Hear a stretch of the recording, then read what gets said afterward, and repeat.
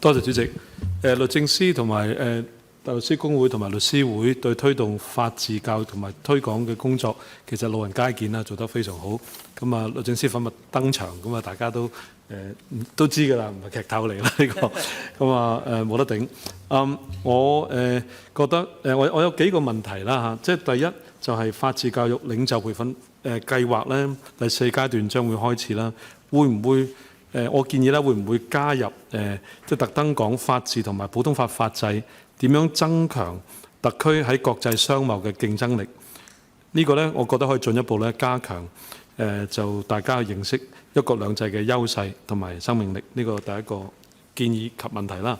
第二個呢，就係今年第2季嘅基礎課程喺文件夾度咧睇到咧就嗰個範圍會擴大到21個唔同嘅團隊啊，種種亦都講到中學嘅老師，想請問會唔會擴闊到去小學老師呢？咁因為我諗法治個思維應該由小就可以確立建設。第三個問題呢，就係就課程嘅多元化方面，會唔會考慮更加增加模擬調解同埋嗰個仲裁嘅元素呢？多謝晒。好，請司長3個問題。第一方面，當然喺我哋講解我哋法治嘅時間咧，一定係其中一個賣點就係一國兩制之下，我哋獨特優勢。呢樣嘢咧，對於鞏固香港作為一個國際中心係好有幫助。咁所以其實呢個都會貫穿晒成件事。等人有個正確認識之餘咧，亦都要大家明白呢樣嘢對香港點解咁緊要。咁所以呢個其實已經係包含咗成件事裏邊。第二方面呢，關於小學老師，其實我一路嚟緊呢，即係以嚟我都想盡量係可以俾唔同嘅人有機會接觸。但係其實小學老師我哋有個另外間接呢個方法已經做過嘅，例如我哋有邀請過教育大學嘅學生，其實教育大學畢業生將來佢哋有機會嘅就係會係擔任呢個小學老師嘅崗位。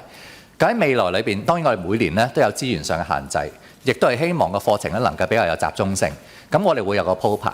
但係我哋係有關注，希望係每個階層無論係中學老師、小學老師或者係青少年團體嘅領袖，都係會有恰當合理嘅機會參與。咁呢方面我哋係一定會係有關注嘅。最後關於嗰個調解仲裁模擬仲裁嗰個，其實呢個當然都係當然我而家有模擬法庭一個安排。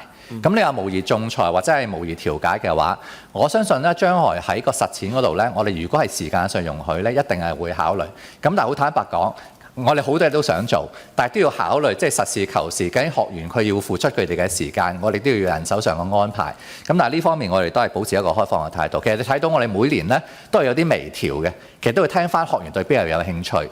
但係即使係冇或者即係所謂冇一個叫模擬仲裁嘅調解，喺我哋個課程嘅範疇裏邊咧，我哋都有講及到咧唔同類型解決爭議嘅方法，例如仲裁調解，我哋會有啲簡介俾佢哋嘅。咁所以係有呢方面嘅觸及，但係咪可以再做多啲咧？將來只要係時間資源容許咧，一定係會去嘗試即係加呢啲元素喺裏邊。唔該晒。